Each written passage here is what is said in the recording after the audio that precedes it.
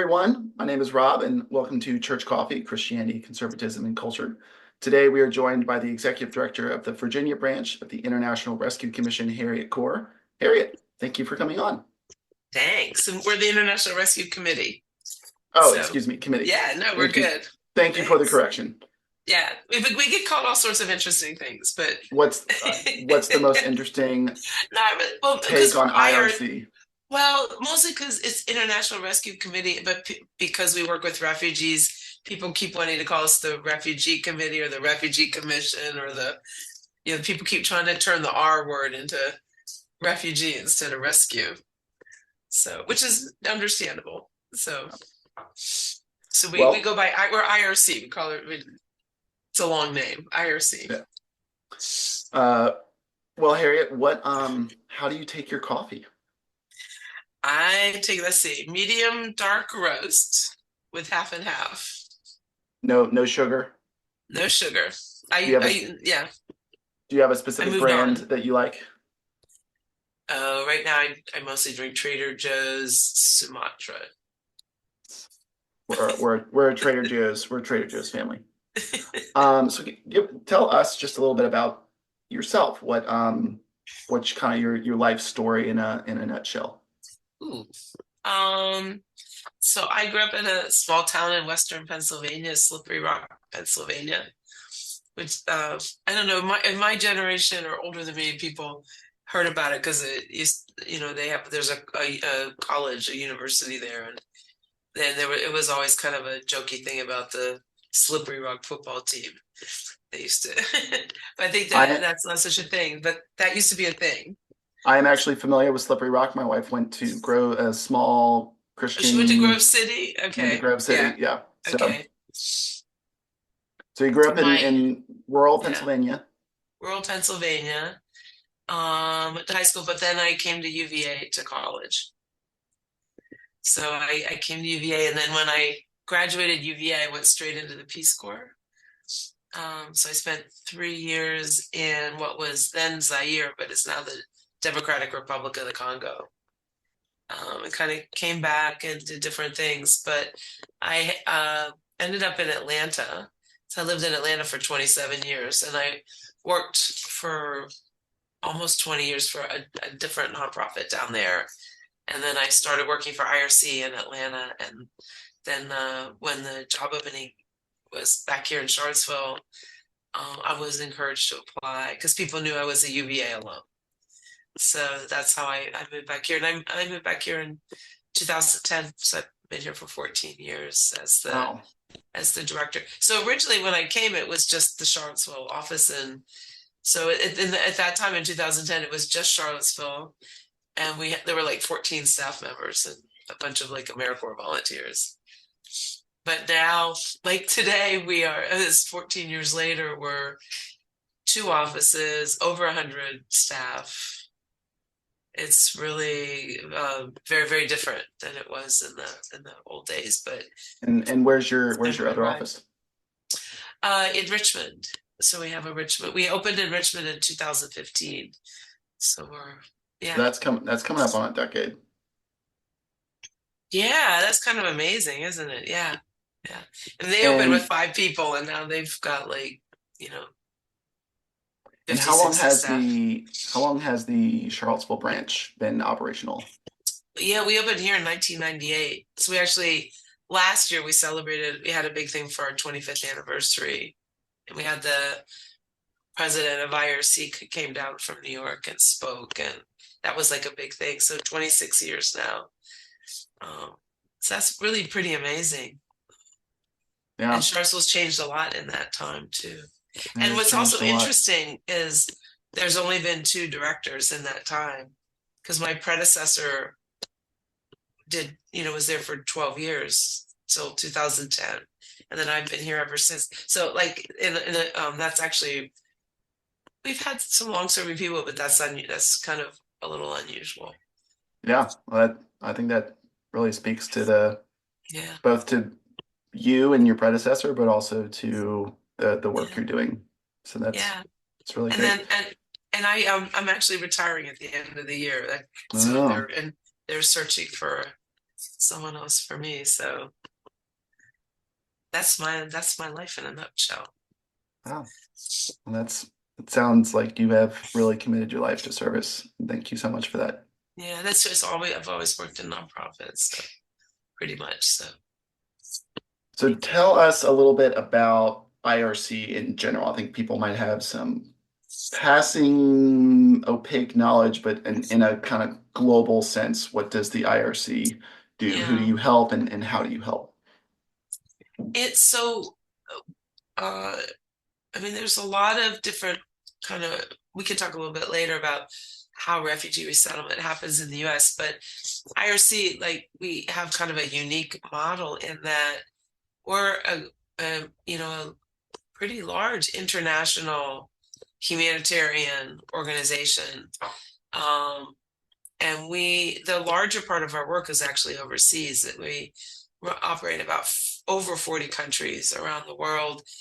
Um, and when we say humanitarian, the focus tends to be on like crisis response.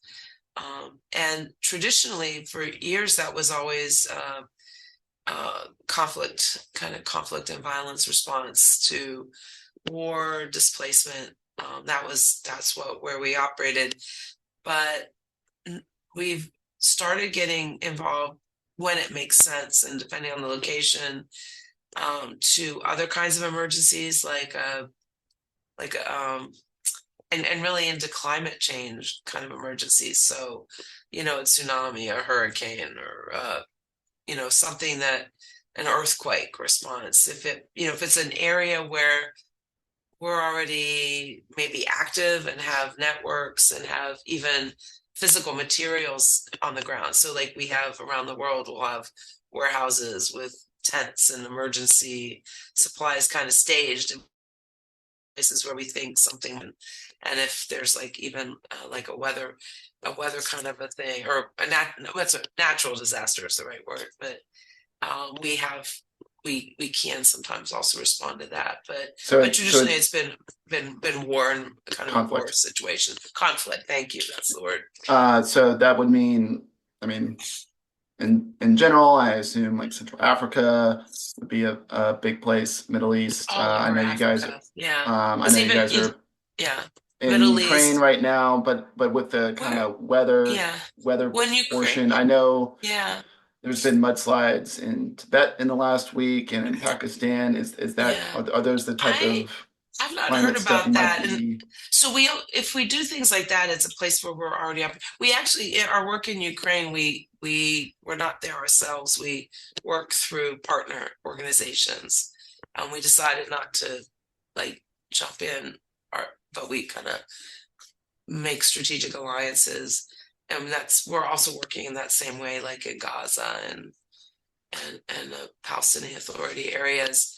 But Yeah, but that's kind of maybe that's the larger part of IRC's work. But like here in Charlottesville, we're actually on the other part, the other program we do is what we call resettlement, asylum, and integration, which is our work in the US and then some European countries. So like Greece, Italy, Serbia, Germany, where the work they're doing isn't crisis uh, intervention. It's more working with refugees to get them safely settled into an area where they're planning. It looks like they're going to be for a long time. So that's kind of our area. And then in the U.S., the largest part of that is our work in the U.S. with implementing the U.S. government, the State Department. We work through the State Department to implement the U.S. government's refugee resettlement program. So we have offices in 29 cities across the U.S. And how many So how many states? that's a good question. I haven't counted those, but I would we, imagine less than 29 states, since at least. yeah, I think, I mean, like in California, we have probably like, California probably has like 6 offices. And so a lot of places we might have multiple. We used to be kind of very bi-coastal and then southern, but we're operating now in like Kansas and Idaho and Iowa, I Kentucky, was about to ask about spreading Iowa. drought. I know Yeah, Iowa's actually seen a jump in the last 10 years for refugee yeah. resettlement. And those are newer offices. They've just been around a couple years now. We will pause for a sponsor break from Handy Mike and Genesis Contracting. Handy Mike and Genesis are a locally owned and family operated handyman and contractor company serving the greater Charlottesville area since 2016. They are a Class A licensed, bonded, and insured contractor with over 60 years of knowledge. Their teams of skilled, reliable, and trustworthy technicians have been handpicked in order to provide our customers with outstanding service across a broad range of tradesman skills. Handy Mike can do all of your home maintenance repairs and small projects, from changing a light bulb to deck repairs to electrical and plumbing fixtures, and so much more. Genesis Contracting can handle larger jobs, including bathroom and kitchen renovations, remodels, and additions. If you're looking for a team to help make your dreams a reality and bring your concept to creation, call them today for a free estimate. 434-422-6000. You can also find more of their information in the show notes. Now, back to the show. So why was Charlottesville? Why did IRC pick Charlottesville specifically for this I wasn't office? here then, but when I first moved to Charlottesville, I got asked that question a lot. And I think that there's basically everything's right about Charlottesville except one thing. Housing. And and truthfully, even in 2010, housing has always been the issue. Mostly the expense, not now it's availability too, but even then it was expense. But we have great healthcare, we have great schools, we have a welcoming community. It's a safe community, which is what people coming from conflict areas crave. We really, it's like we have everything going for us except the housing. And now the housing is becoming challenging everywhere too, but that's the big issue in the US right now that's creating so many worries. But I think Charlottesville's actually a really great place to resettle refugees, and the community is amazingly welcoming. Yeah, I can attest that. I went to Charlottesville High School and I graduated with Somali refugees, with an Afghan refugee. Yeah. And that was very impactful for me, just watching, especially the Afghan refugee, Mitra Nurjabi. She who's actually been on the podcast.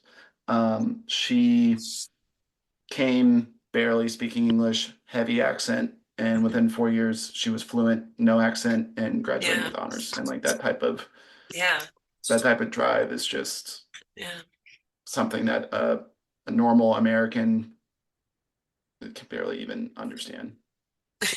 May or may not have, yeah. Yeah.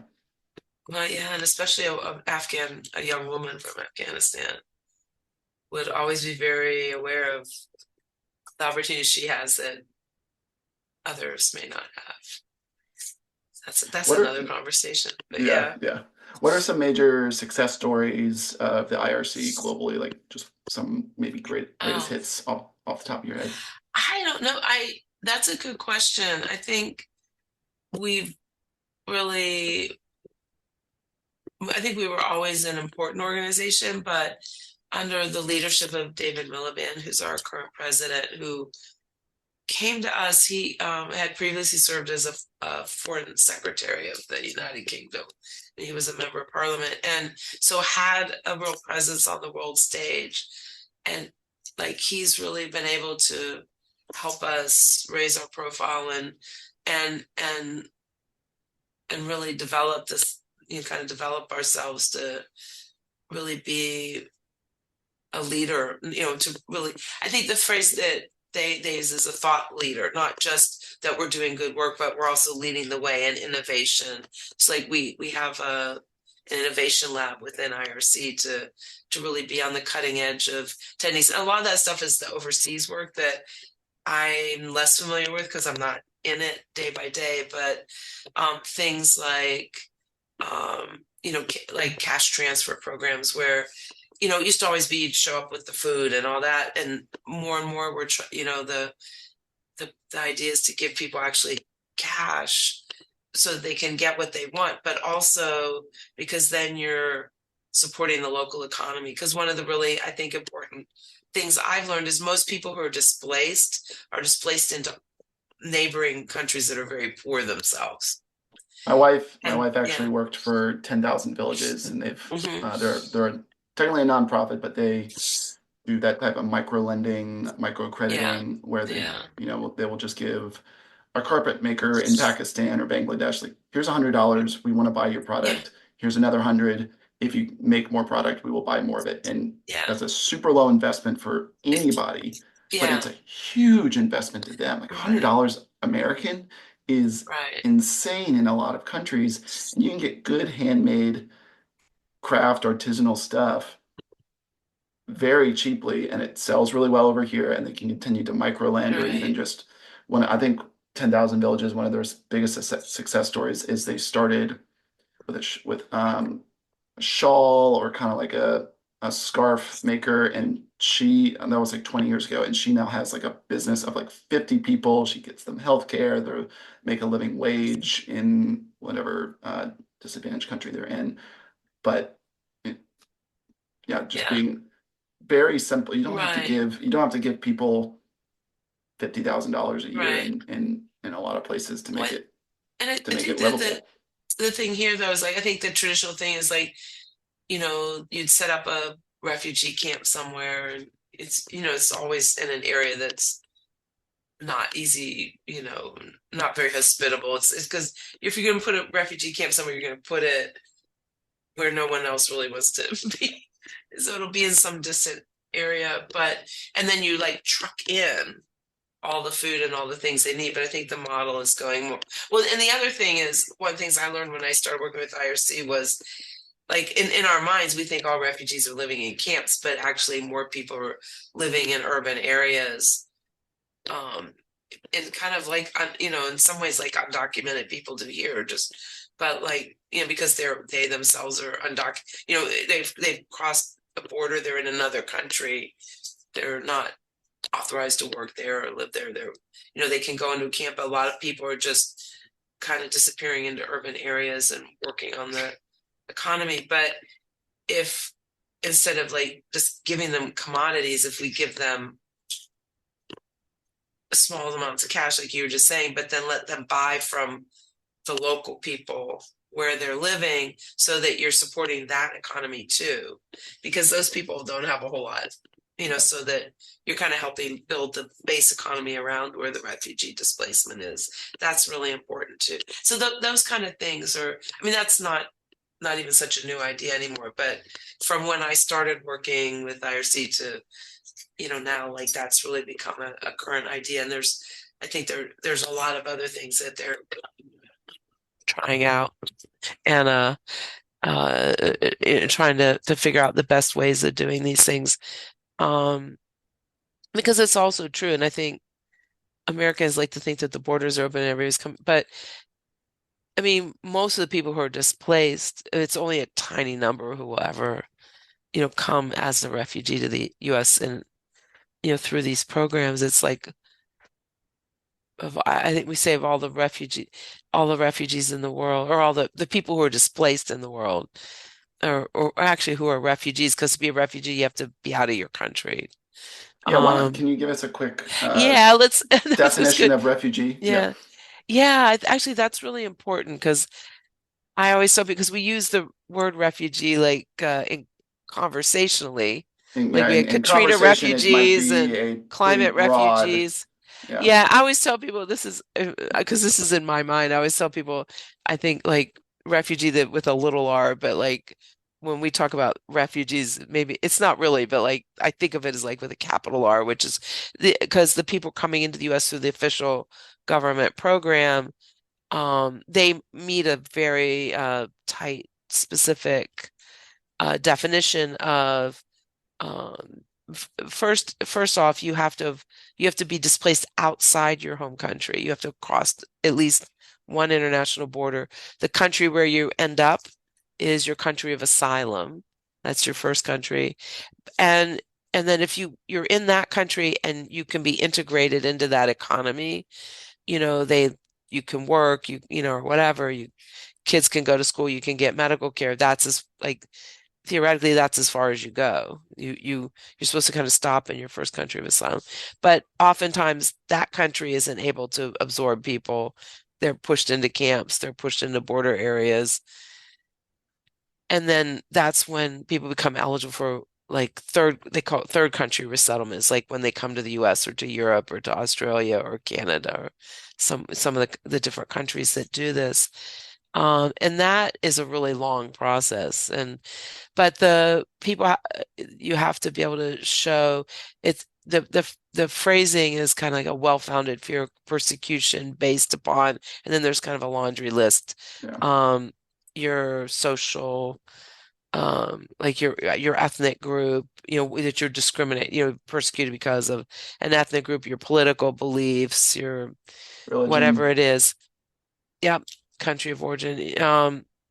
And so there's kind of that, it kind of goes through that way. So most people, when they're displaced across a border, it's usually the United Nations is the one that kind of is around and makes the first determination if they meet the basic criteria to be a refugee. And if they are, then they get like a case number, they get logged in and all that. But I So don't know what there, yeah, so in the process for IRC, someone yeah, is displaced from their original country. They end up in another country. One would assume a border mhm, country, but maybe not. And then right. that country really Sometimes it can be can't. several Yeah. countries over. Uh, Yeah, that country just is suddenly like, yeah, we can't take anymore. We're stressed. They right. apply for refugee status in the United States. Let's say they're accepted. Where does the So I? not in the so not that's it. They just so with the UN you just get certified that you meet the criteria to be, you have a wealth, you have a documented persecution claim, whether it's individual, like you can show that you were because of your political party or beliefs or something, or sometimes it might be a whole ethnic group, like if it's an ethnic cleansing situation, the whole group gets certified. Um, but yeah, there's kind of that, and then but then the being referred like to another country happens like years later. That's way down the line. So let's say Yeah, years later they meet everything. They're accepted by U.S. They're accepted in the right. U.S. Where does the IRC come in? Like, what's the pipeline from Yeah, it is really there it's really, to yeah. IRC to then being placed in So Charlottesville and then they're in yeah. your hands? How does So that for pipeline go?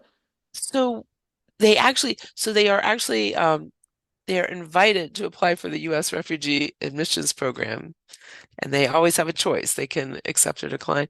But if they do, and then there's like a whole lot of vetting that's where it's all the security checks and the medical checks, and and that can drag on for a long time. But all that vetting, and then when it gets to a point where it looks like they're actually going to be able to travel, um, there's a traditionally there's been roughly 10 national networks that of not there so of nonprofits that do refugee resettlement. So IRC is one, but a lot of the others is like the the Catholic, the United States Conference of Catholic Bishops and Church World Service, World Relief, a lot of organizations you may have heard of, Episcopalian Migration Ministries. So there's a whole network, many of not all, but many faith-based. And then each of those has like their local offices all around the US. So the way and there's a couple new groups that are in the process of coming in, but basically those groups then they literally meet once a week. I think it's online now, but all the cases that are ready to travel just get divided up among the agencies and in different, they have an agreed upon like percentage and they take turns picking first and stuff. But they pick the cases that they think they can serve, or the people are refugees don't get to decide where they go. Like they don't get to choose. But if they are joining relatives who are already here, they are allowed to do that. So, for example, if that week there's a family on the table and they have relatives in Charlottesville, they want to come to Charlottesville, they're going to be sent to us because we're the only agency here. If it's for example, in Richmond, there's actually IRC and another resettlement agency, so they may do that. And if they're not going anywhere, it's just does this look like a family that we can serve well in one of our sites? So the national organizations pick up the cases that are being processed through, and then they assign them to the local offices. So it's very elaborate to, and every office like has its plan of how many people they can resettle in a year and what kind of cases we can take, what kind of cases we can't take, things like that. It's quite elaborate. But I think the key concept there is that when people are arriving, so it's refugee is its own status. Like it's not a visa because a lot of people don't even have passports because they've been displaced, or some people are even stateless. I mean, if you were children who were born in a refugee camp in another country may not even have an official nationality. But you enter with refugee status, which is a legal status, and then but they also must be assigned to one of these nonprofit resettlement agencies. So you can't enter the US as a refugee without having a place to go where they say that they're going to So does resettle that you. mean it sounds like a majority, if not all, refugees are resettled by nonprofits and not by the government? Is that The correct? government arranges the entry, right, and manages the program in partnership with nonprofits. But when you say but this is where I talk about the refugee, like colloquially, right? Because we talk about refugees coming over the southern border. They're not legally, like their legal status is not refugee. People coming through the U.S. refugee admissions program, that's actually their legal immigration status is as a refugee. And they must be assigned to an agency that has agreed to provide resettlement services to them, which includes, Gotcha. so when they come to us, like we have agreed, we will find them, we will make sure they have housing, we'll help them, get enrolled in English classes, we'll make sure that they're referred to somewhere, to help them find a job. We guarantee that we will help them enroll in school, like all these really key things that have to happen the first couple of weeks when a family arrives. We've taken that on, like we the nonprofit agencies take that on as something we're guaranteeing we will do. So when because people always call it, oh, I've got this refugee family here, and so they may be fleeing, they may be wanting to apply for asylum. So asylum, when you're already in the country you want to stay in and you apply, that's applying for asylum. And it's the same similar criteria, but that's the difference. If you're a refugee, you started outside the US, wherever you're landing. If you're inside the country, you're applying for asylum.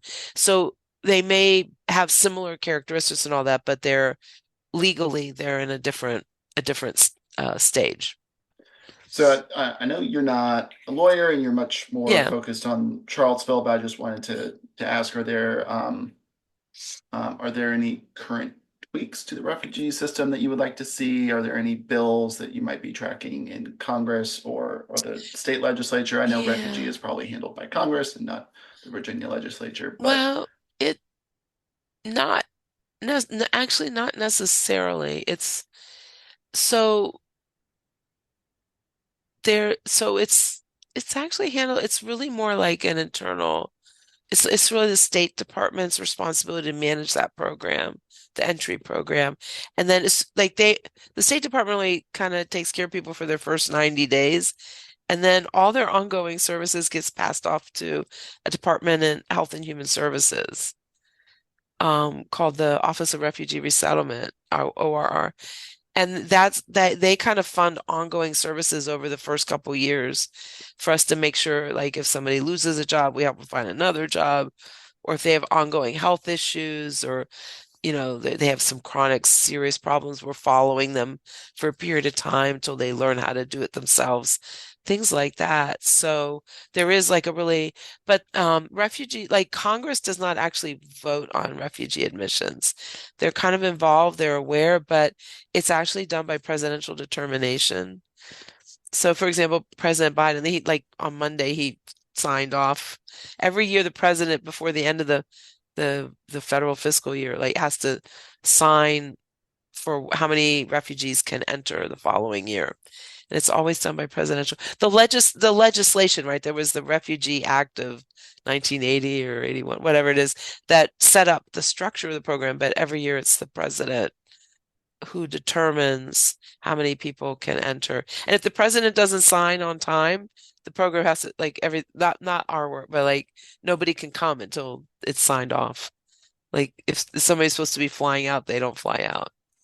I guess that is Yeah, probably yeah, if there are some tweaks to the system, I yeah. guess that would be a tweak that you would like to see solved. Are there any other Not um that's not actually no, that we don't say that. I mean, we we're pretty happy not to have to go to I mean, so there is an annual report to Congress. All the agencies and the White House and all the agencies have all make a report every year and hold like hearings in Congress that to share the information. But it's yeah, I don't know.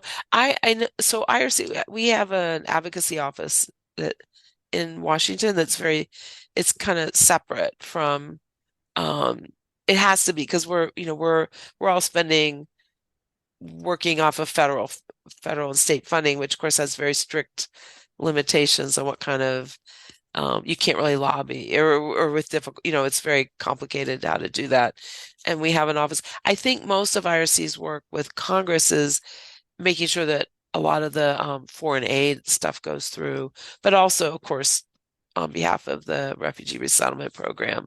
We do a little bit. We actually have just been meeting with all of our uh, key local delegates and senators. But more, I think what we're focusing more on is education, making sure that they understand how refugees come into the Commonwealth, what kind of funding. So in Virginia, we do get a lot of funding from the state through the State Department of Social Services, but it's 100% federal pass-through dollars. Like there's money, some of the money from Health and Human Services gets sent out to all the states, and then they can use it as they see fit. And in Virginia, that does come back to support the ongoing services in our agencies. But right now, the Virginia doesn't really add anything in. But sometimes when there's issues like this is a while ago already, but we worked on some legislation to make it easier for refugees and SIVs we can talk about them too, the Afghans who work for the American government and stuff. They're a separate category, but to make it easier for them to get in-state tuition for people who wanted to, we had people coming who wanted to right away go to community college, and they had to wait to become a resident. But we were kind of arguing like they don't pick where they go. They're kind of sent, and they're really eager to get going. And when we have people coming to us who already come with skills that are valuable to our local economies, why not just help them along here? Yeah, So yeah, my church was assigned as a helper, I think maybe through the yeah, IRC or yeah, International Neighbors to a Afghan family, and I was the yeah, touch point. He was a translator. I won't mention his name. From yeah, yeah, yeah, Afghanistan. He got yeah. out and he got out a few months after 2021, August 2021. Right. But Okay.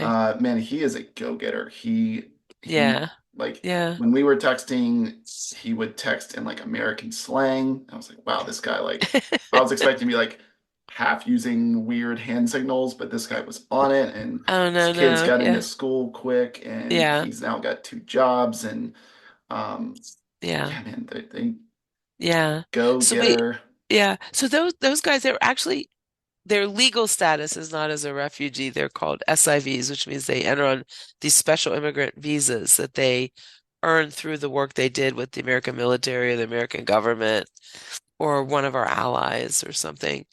Um, Actually, we have a couple people working here who also right after the Taliban came back. Some of the people who were actually working for international nonprofits like IRC, but who were known, like who were at risk because of their relationships with the Taliban or because they were women. Also, we got some of those people out that way too. But that is kind of voted on by Congress that's a visa allotment. But they basically come in with like legal permanent status and on a citizenship track. All that was great. Yeah. So Yeah. what are at least under your tenure Yeah. as director, but I guess you can speak for Charlottesville or for Richmond. Yeah. Prefer Charlottesville, but what are Yeah. No, some we'll talk about Charlottesville. I'm yeah, here. yeah, what are some of the success stories that you consider great Oh, successes under your tenure? I have to, I just, for me, the, so what happened to our office and a lot of the agencies across the country, but it's especially noticeable here that, like I said, when the Afghan evacuation happened in 2021, um, a lot, I mean, we typically, when I first came, we would resettle about 200 people a year in Charlottesville. And we did grow that to about 250. So we resettle about 250 people, not families, but 250 people every year. But that year we took on another 300 some Afghans, evac evacuees from Operation Allies Welcome. And so we resettled over 500 people in the kind of the 21 to 2022 year. And that was, oh, it was so hard. But through that, like it also, but, we grew our staff a lot, kind of, and our capacity and what we can all do. So, we maybe had probably at the end of 20, probably at the end, like earlier in 2021, we probably had like maybe 25 staff members.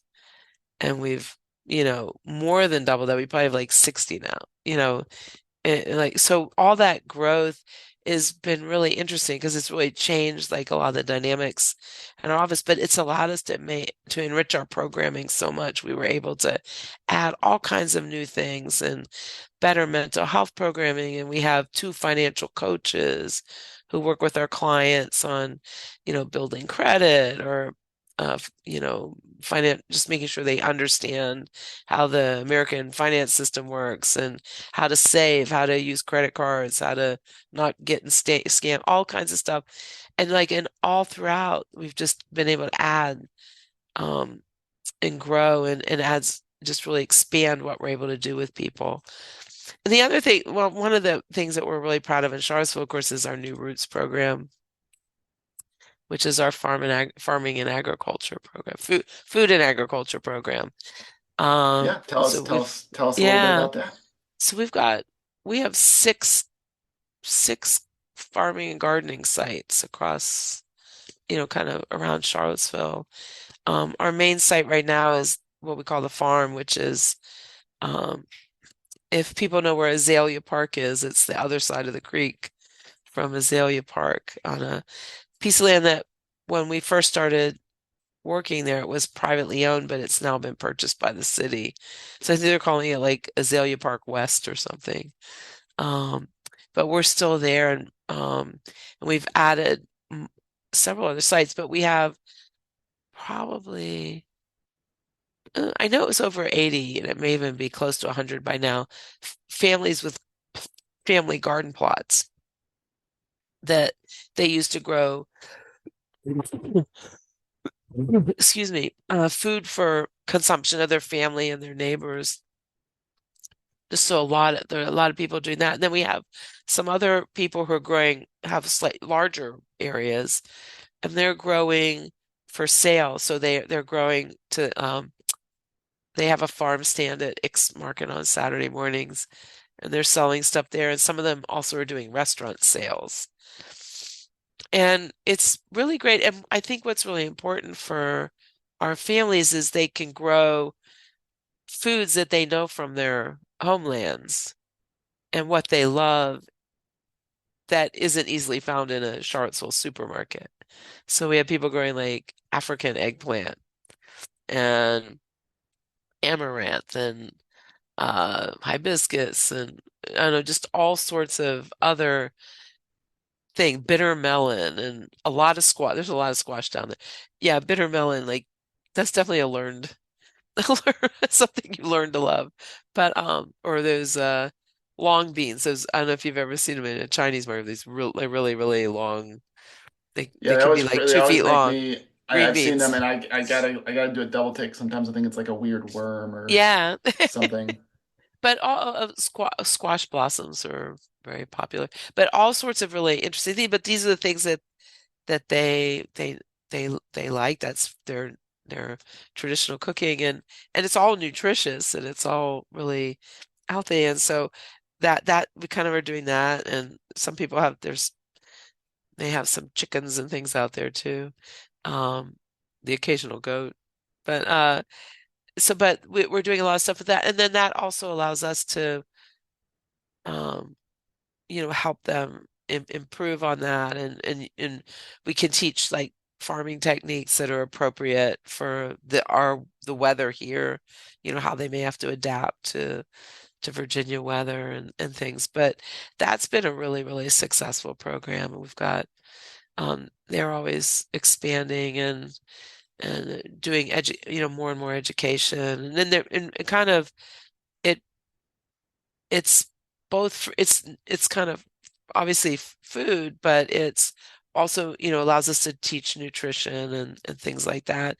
But it also um it's it's important for mental health. Like we just are realizing how important it is for people to be able to get to a green space, especially people who live in apartment buildings. They can go to a green space, they can be outside, they have somewhere they can take their kids, the kids can run around in a safely in green space, and how important that is for people's mental health and well-being. So all these things are kind of linked together. It's very, very interesting.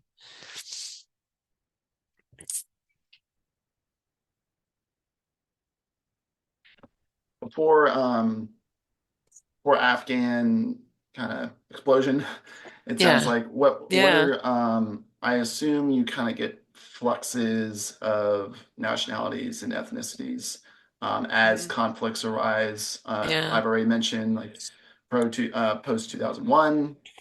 I mhm, saw a lot of Afghan yeah, influx when I was in high school. I also remember in later high school the Somali influx. What are some other while you've been on, yeah. what are some other resettlement conflicts that you've helped with? So I think it's since I've been working, because I'm coming up on 20 years with IRC, but I think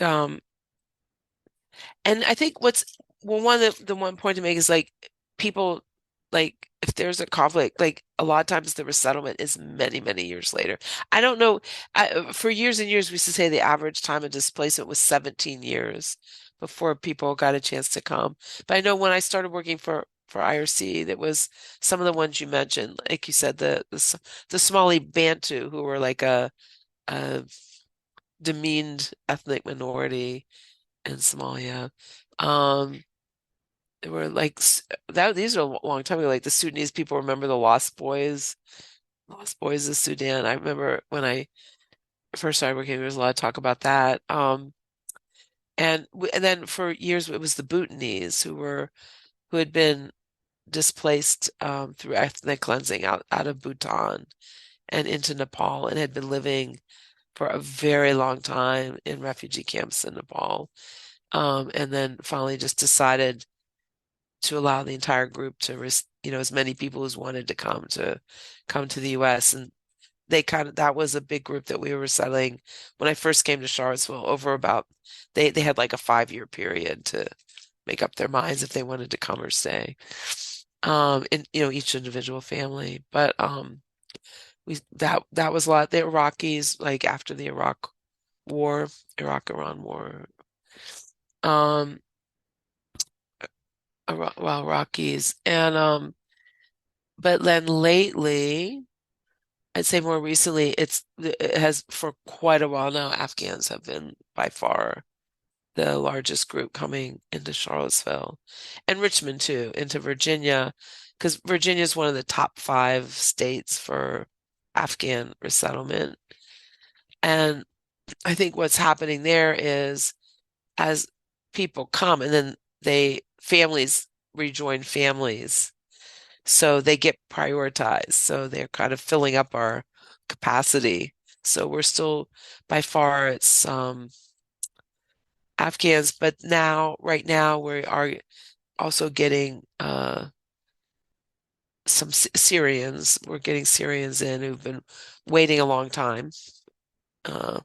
And Congolese, there's always Congolese. They've been had so many difficult things over there, and there's so many people displaced in the neighboring countries. So there's always a little steady stream there as well. And then little smatterings, the US has been trying to set up a formal refugee resettlement program from some of the Central American countries where people can really document the kind of persecution that is required, can actually come in through the formal refugee resettlement program. And so we've been seeing some people coming in like from El Salvador, Guatemala, just a few, but that's something that that the US has been working on to try and make a formal pipeline instead of the informal pipeline that's happening at the border.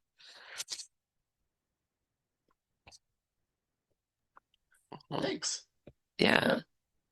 One more question for you. Yeah. Obvious pitch. What are the ways people can help refugees, both obviously through IRC and donation and volunteering, but also just Yeah. in general? What are I think why don't you first tell us what about IRC volunteer and sponsorship, but also just in Yeah. general, what are some practical ways Mm, that maybe some people might not think besides loving your neighbor Yeah. and being gracious, learning a new culture and language? What are some ways we can help I mean, make I, I always like to say to me the most important way is to educate yourself and find out the truth, like what's actually happening and how it's happening, why it's happening, and just become a more educated person on the issues.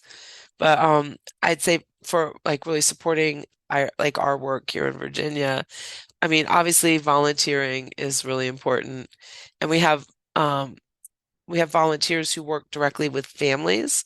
Like we have what we call English tutors, where somebody might go and agree to spend 2 hours a week with a family and work with, you know, one or more of the adults in the family, just helping them practice English. And then they also that's kind of a friendship program too, in a way. But but we also have a lot of people who work in our office. We have interns who work with us and other volunteers who just come in and help us with our work, drive or help driving people to like doctor's appointments or things like that. Um, so that's really important. Obviously, financial contributions are always very, very welcome. Um, and actually, if people are interested in advocacy, like IRC we have a really good advocacy network set up that like if there is ref, legislation in Congress um, to support refugees or things like that, they'll send out alert like you can sign up for like text or little message alerts on your phone. It will actually like it knows where you live and it will actually even like send you a way that you can like click through and it'll put a call through to your congressman's office and you can like leave a phone message, which those things are really they matter a lot. And that we can do it for when there is something in the state assembly as well, the General Assembly, we can use a system like that as well. Um, so like there are people who just they're really interested in that level of advocacy. Um, but yeah, I mean to me it's kind of like whether involved with your time, involved with this financial support, and then I do think it's really important to involve by becoming educated because every person who learns more about who we are, what we do, and then talks to their friends about what they know or what they've learned and what they're doing, that's really powerful impact. Because there's the amounts, the level of misinformation that's out there about who are immigrants, who are refugees, who's coming to the US. There's just quite a lot of misinformation. So I think it's really important when people say, well, I work with IRC or I'm helping a family and this is what I see.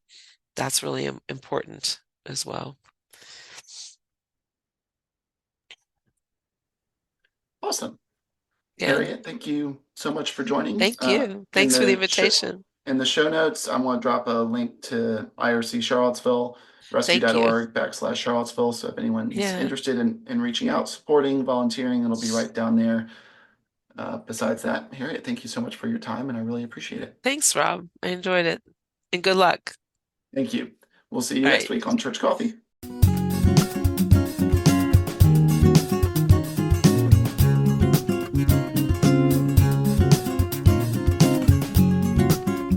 Our album art was done by my wife, and our theme music was composed by TJ Stokes.